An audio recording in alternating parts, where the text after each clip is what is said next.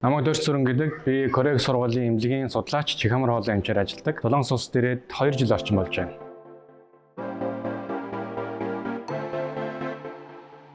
За ажлын нэг өдөр өглөө 8 цагаас мэс засал эхэлдэг. За энд бол мэс заслаа хийж гин, судалгаагаа хийж гин.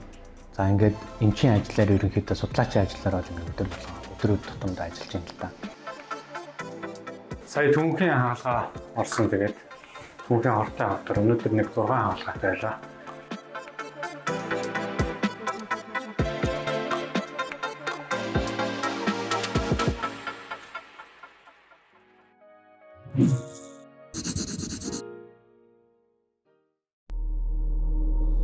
Ерөнхий ивент тэтгэгч Sandman банхус санхүүгийн байгууллага. Би 2010 онд анагаахын сургуульд элсэж ороод 16 онд төгсөөд за тэгээд төгсөх болсон чинь ямар одоо мэрэгжлэр цаашаа нарийсаж сурах вэ гэдэг асуудал бол гарч ирсэн. За тэгээд гэр бүлэрээ бол их зөвшөлдсөн л доо. За дээрэс нь миний одоо энэ сонголтыг бол их хүндэтгэж сонсож өгч ирсэн. За тэгээд манай ах бол бас Чихамар хоолой эмч байдаг. Тэгээ манай ах бол ерөнхийдөө зөвлөж Чихамар хоолой чи сонгол ямар вэ? Чихамар хоолойд бол бас ийм гой дотор нь бол хийж болохоор тийм одоо мэс засалж гэдэг юм уу их сонирхолтой гэдэг байдлаар бол надад бол их санал болгож ирсэн. Би тэгээ тухайн үедээ бол мэддэггүй байсан хэрнээ тухайн үедээ сонгоод ингээд шалгалтаа өгөөд орж исэн. 2 жил сурсан. 2 жил мөн магистр хийсэн.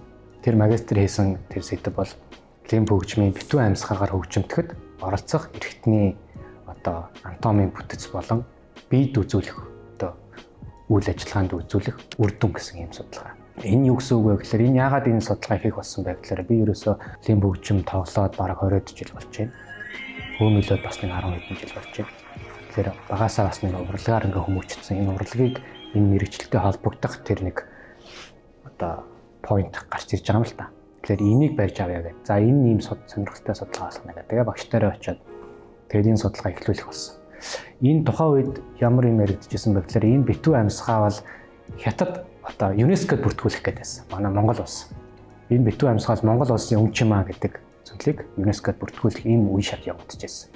Тэр үед энэ судалгаа гэвэл бид нэр яг үнэхээр одоо эрдэм шинжилгээний хувьд энийг баталж чадах юм байна. Ингүүл энэ одоо өв бол үнэхээр бидний одоо өв болох юм байна гэдэг тэр баталгааг хийж өгөх юм байна гэдэг бодол орж ирсэн. Тэгэд энэ одоо судалгааг бол хийхээр болсон. Дэлхийн 170 орн руу хялбар шуурхай найдвартай шилжүүлэг. Солонгос улс руу 6 сая хүртэл воныг ердөө 10 минутанд. Sandman мөнгөн гуйлгыг гэрлийн хурдаар. За магистрийн зэрэгээ хамгаалаад төгссөний дараагаар Герман руу явахаар суралцахаар ер нь бол явахаар болсон. За Германд би Берлин хотод байдаг Шарите эмнэлэг дээр бол дадлага хийж observe хийж тэнд байгаа эмнэлгийн орчныг одоо үзэж анхудаага л тэнд үзэж байгаа юм л та. За тэгээд тэнд байдаг одоо дуу авай хоолойны чиглэлээр дэлхийд одоо тэргүүлдэг Европын дуу авай судлалын нийгэмлэгийн тэргүүн Тадеус Навка гэдэг хүнтэй тэр үед тухайн үед уулзж байлаа. Тухайн үед бол очихоос өмнө бол Монгол одоо энд Монголд байдаг шиг л бодож байгаа байхгүй юу? Ороод үзүүлчдэг. Нэг хальт уулзч нэг 5 минут уулзч 10 минут уулзч хальт нэг уулзаад нэг зөвлөгөө аваад хийж идэв юм уу?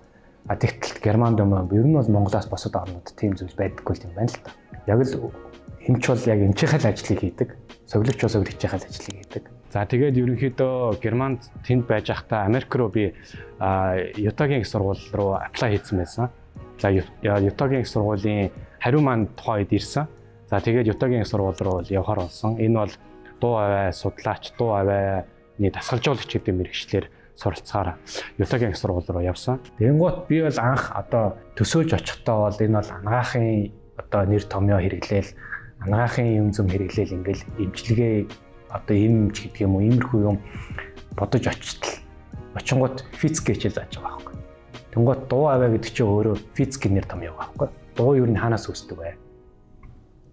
Дуу үсгээр их далаацтай дуу, бага далаацтай, нам давтамжтай дуу, өндөр давтамжтай дуу гэж юу вэ? Энийг хүн яаж гаргадаг вэ? Яаж бид нэр 35 энэ ихшгийг одоо үсгийг бид нар яаж гаргадаг вэ? 7 ихшгийг бид нар яаж гаргадаг вэ? гэдэг зүйлийг сурч байгаа. Энэ бол ерөөсөө анхан суурь санаас шатнаас нэхэл сурж байгаа байхгүй. Ингээ явж явах замдаа яадаг вэ гэхээр хэрхэн дуулах вэ? Хэрхэн зөв дуулах вэ? Тийм ээ?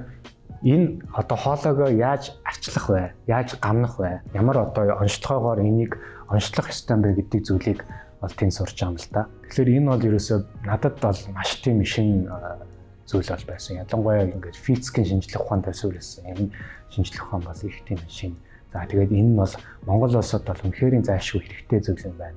Биднэрт бол ийм зүйл бол дутагдж исэн байна гэдэг зүйлийг бол тохон төлөө ойлгож авч байсан. Тэгээ 2019 онд төгсөж ирээд Монголд энэ чиглэлээр ерөөхдөө дуучдтай болон за соёл урлагийнхантай ерөөхдөө багагүй хугацаанд бас ажилласан.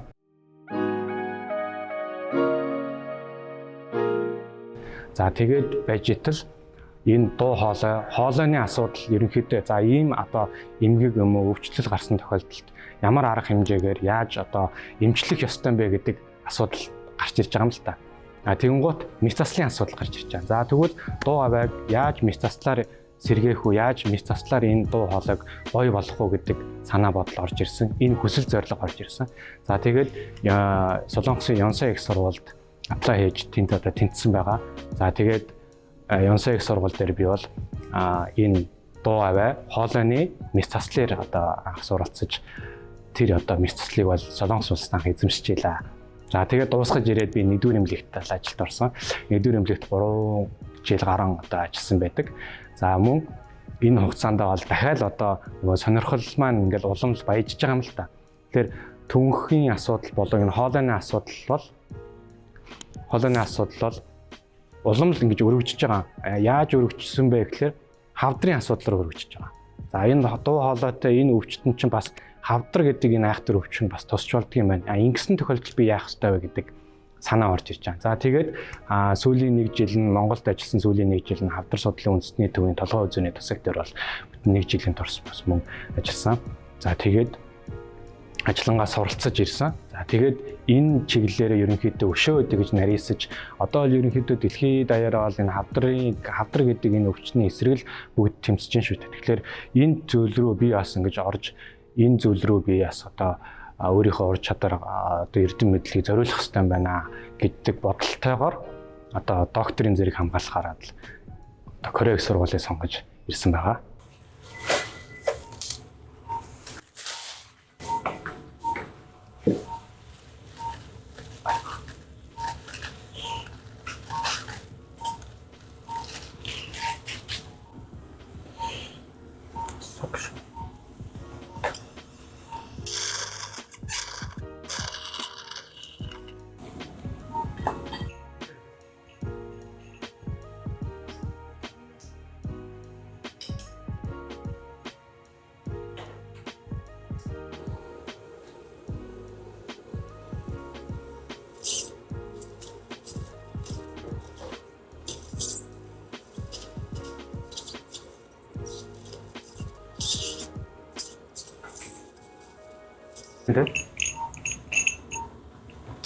더 내려야 돼.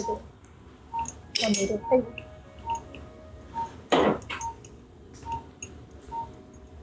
돼요.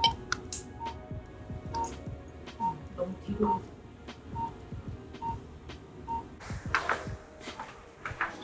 За сая түүхийн хаалга орсон. Тэгээд түүхийн хортой хавдар өнөөдөр нэг 6 хаалгатай байлаа. Тэгээд өглөөнөөс нэг 8 цагаас манай хаалга эхлээд 6 цаг үед ингээд дуусч байна. Одоо дахиад нэг хаалга үлдсэн байна. Тэр хаалгаа дуусгаад хаалгаа дуусгачаад өчигдрийн орсон хаалганыхаа хүмүүсийг үзнэ. Тэгээд орой хавдрын өвчнүүдэд одоо консульт буюу одоо хавдрын болон мэсцлийн эмчнэр хамтарсан хурал хийдэг. Тэр хурал бол оройны 5 цагаас 5 цаг 30 минутаас байгаа. Тэгээд өнөөдрийн ажил ерөнхийдөө дуусна.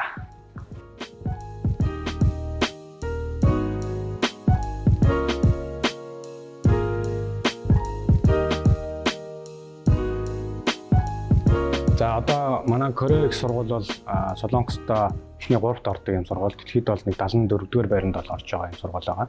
Тэр манай сургууль бол үндсэн 3 том эмнэлэгтэй. Энэ 3 том эмнэлэг бол гурлаа одоо 3-р шатлалын эмнэлэг байдаг. За миний бие бол энд ирээд чихамар хоолой толгой хүзүүний хавдрыг одоо хариуцсан одоо туслах эмчээр бол ажиллаж байна. За мөн миний одоо авч байгаа хийж байгаа одоо судалгаа бол толгой үзүүний хортой хавдрын судалгаа байгаа. Энэ хортой хавдар дээр одоо им туршаад за энэ имийн одоо эмгэг зам болон механизмыг одоо судалж байгаа. За одоо миний хувьд энд ирсэн нэг том давуу тал бол улсын эмнэлэг дээр 3 дугаар шатлын эмнэлэг дээр бол 3 жил ажиллаад ирэхэд бол энэ бол тэр 3 жилийн туршлага маань бол энд ирээд их давуу тал болж байгаа. Өөрөөр хэлбэл тэнд би 3 жил одоо ажилласан хүний хувьд энд ирээд ажиллах бол ямар нэгэн тийм түүртэх юм байхгүйгээр ажиллаж байгаа. Өөрөөр хэлбэл мэс засал хийх, за тэр хүнтэй харьцах, тэр хүнийг оншиг тавих, тэр хүнтэй харьцах, онцлох зэрэг энэ асуудлууд бол түүртэх юмгүй яг адилхан ягаад гэвэл дэлхийн хэмжээнд яг нэг гайдлайн нэг одоо хөтөлбөрөөр ингэж эмчилгээ онцлогоо хийгддэг учраас энэ дөр бол түүртэх юмгүй байгаа. Нэг одоо ялгаатай асуудал бол Монгол байгаа өвчтнүүдийн хандлага, Солонгост байгаа өвчтөн үйлчлүүлэгчний хандлага жоохон ялгаатай байдаг. Энд бол эмчийг за та эх 7 оны тэтгэх өдөр тэдэн цагт ирээрэй гэвэл яг тэр өдрөө ингээ ирсэн байж идэг. Төрүүлээд ирээд ингээд би яах вэ гэж зогсож байдаг. Монголд болохоор жоохон бидний эмнэлгийн хүртээмж муу байна уу, эмнэлгийн одоо үйлчлэгээний хүртээмж муу байна уу, эсвэл өвчтнүүдийнхаа одоо хандлагаас шалтгаалж байна уу? Ирээрээ гэхэд нь ирэхгүй байх тохиолдол их олон байдаг. Би ажилтаа болчлоо. Ажилтаа болчихвол тэрийг урдчилж хэлдэг. Эсвэл эндээс эмнэлэг нь бол тэр өвчтнөрөөгөө та ирэх үү гэдэг одоо шалгадаг, тэрийг нь баталгаажуулдаг ийм асуудал. Энэ өвчтөн эмч хоёрын хоорондын харилцаа холбоо их сайн байдаг. Монголд бол тэр зүйл нь бол жоохон тутмаг байдаг гэж санагдсан.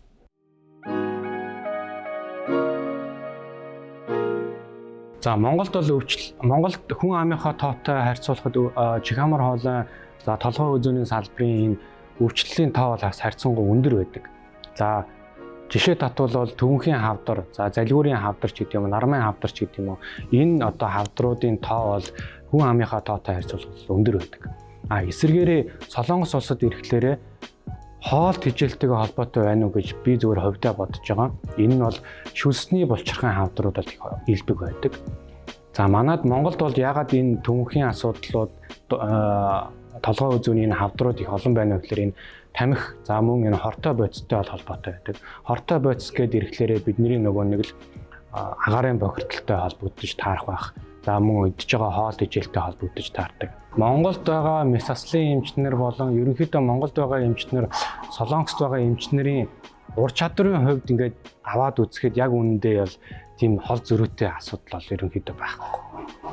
Энэ яг зөрүүтэй асуудал нэг юун дээр байна вэ гэхээр ерөөсөө тоног төхөөрөмжийн асуудал нэгдүгээрт байгаа, хоёрдугаарт нь эмийн чанар хүртээмжийн асуудал байгаа. Тэгэхээр өөрөөр хэлбэл бидний одоо жишээлбэл миний хийдэг хагалгаа, Монголд хийдэг хагалгаа бол энд ирээд яг адилхан одоо арга техникээр л хийгдэж байгаа. Гол нь тэрийг хийхэд юу ашиглаж гэнэ үү? Ямар тоног төхөөрөмж ашиглаж гэнэ үү? Хүндрэлээс яаж сэргийлэх тэр одоо орчин үеийн тэр жижигхэн гэдэг юм уу бүр ингээд жижиг бинт хүртэл их тийм одоо орчин үеийн бинтүүд байна л да. Тэгэхээр энэ асуудлыг хүртэл жижигээс эхлээд том асуудал хүртэл юм детальны асуудлууд хүртэл их одоо юу гэх юм дэвшилтэд технологиор хийгдсэн учраас энд ирсэн үйлчлэгээ илүү үр дүнтэй юм уу? Эсвэл илүү хурдан үр дүнд хүрээд байдаг ийм асуудал байна. Гэвч бидний хувьд бол арга техникийн хувьд хийгдэж байгаа хагалгааны нэр төрлийн хувьд бол яг адилхан байдаг. Өөрөөр хэлбэл бүр одоо эсэргээр баг манай Монгол эмчнэрийн одоо гарын уур чадвар ялангуяа одоо мэс засал эмчнэрийн гарын уур чадвар бол бараг илүү байх хандлагатай шүү.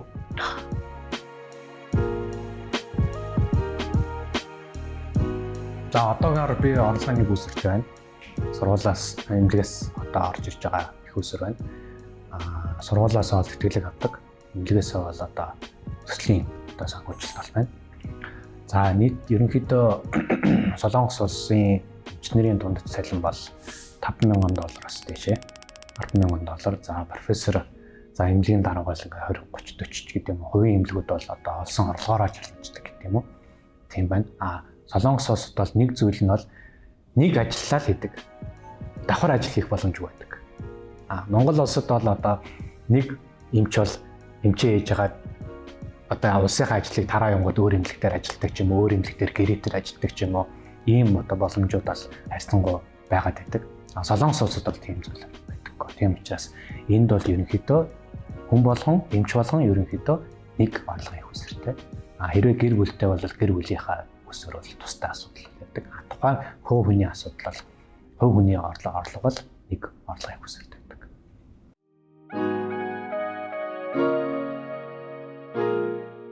За миний зарлагын нэг сарын зарлага бол 1 сая вон орчим байна. За энэ сая воны нэг 60-70% нь байрны түрээсэн дээр явчихж байна. Гэсэн нэг 10-20% нь хоолндоо явчихж байна. За үлдсэнгийн нь бол одоо хадгалж байна. Заримдаа хадгалахгүй байх тохиолдол гарч байна. Тэгэхээр энд одоо Монгол хүмүүсийн бодож байгаагаар бол Солонгос дээрээ цалин өндөр гэдэг. Тэгтэл цалин өндрийн хажуугаар зарлага нь бас өндөр болдог. Хоолд ижил нь хоолны хувьд, байрны түрээсийн хувьд ч гэдэг юм, унааны хувьд, унааны зардал гэдэг юм ингээд яг л адилхан зарлага гардаг. Тэгэхээр энэ бол ерөөсөө тэр хувь хүний өөрийнх нь санхүүгийн хариуцлагатай байдлаас шалтгаалдаг.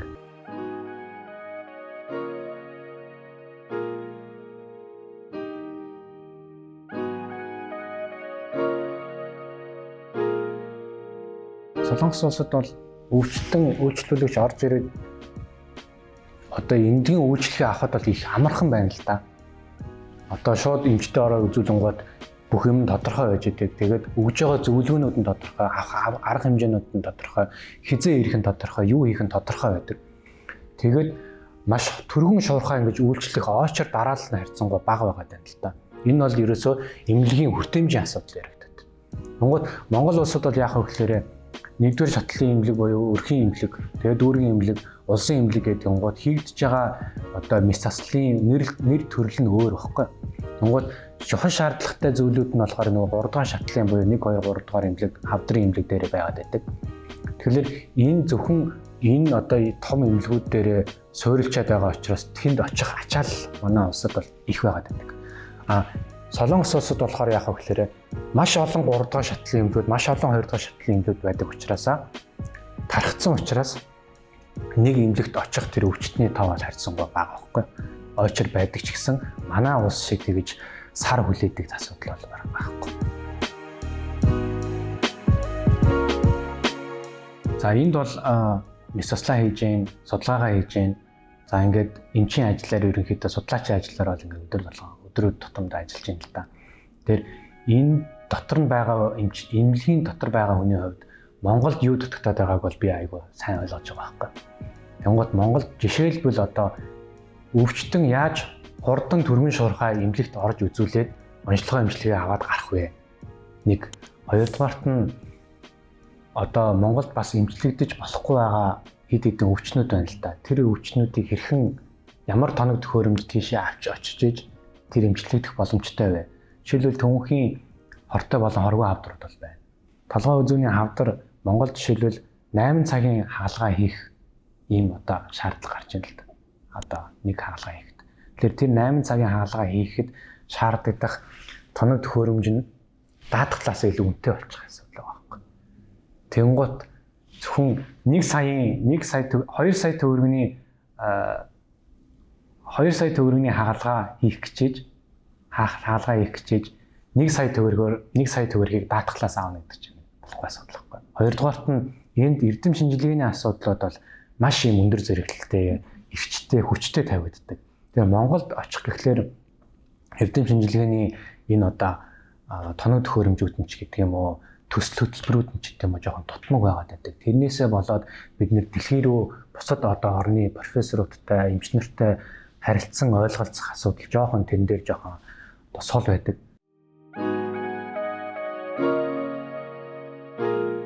Солонгос улс хүмүүжил энэ хүүхдийг багаас нь хүмүүжил энэ үндсэрхэг үзлийг багаас нь бий болгож чадсан энэ арт түмэлтэй.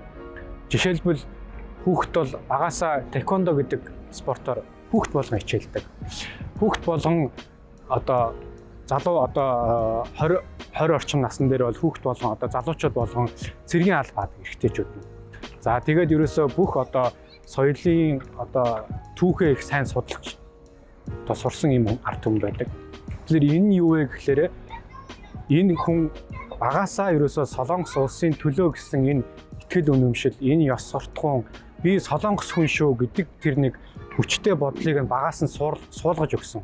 Ингэснээрээ яадаг вэ гэхээр энэ төлөвшсөн хүүхэд маань том болоод насанд хүрчээд Солонгос улсын төлөө ажилладаг. Солонгосоос гараад өөр тийшээ явах юмсаа гэдэг бодолтой хүн маш цөөхөн байдаг. Үүншиг нь Монгол улсыг бол одоо багаас нь түүхээ мэддэг. Бидний энэ тусгаар тогтмол гэдэг чинь ямар одоо үн цэнтэй зүйлээ олдсон бэ гэдэг энэ зүйлийг бол толгойд нь маш сайн суулгаж өгж Монгол хүн шүү гэдэг тэр бахархлыг баг багаас нь суулгаж өгөх хэрэгтэй болов гэж би бол бодоод байгаа. Тийм зүйл байхгүй, залуучууд нь тийм зүйл байхгүй, цэрэгт явдаггүй ч гэдэг юм уу. Энэ Монгол улсын төлөө хийж бүтээх зүйл нь тэр толгой дотор нь хэрвээ байхгүй бол мэдээж энэ хүн бол мөнөө маргаашийн ч юм уу, цалингийнхаа төлөө ч гэдэг юм уу, хувийнхаа төлөө магадгүй Америк руу ч юм уу, өөр хөгжилтэй улс руу явах бол бүрэн боломжтой. Тэндээ ингээд ажиллаа суурьшаад байх боломж бол тэр хүмүүст бол нээлттэй байгаа боловч өргөн утгаараа одоо хараад үзэхэд бол эцсийн эцэст бол эх орон шиг сайхан газар нутаг, эх орон шиг сайхан эх орон тэр улс үндэстэн гэж байхгүй. Тэгээ тэрийг орлох зүйл бол байдаггүй.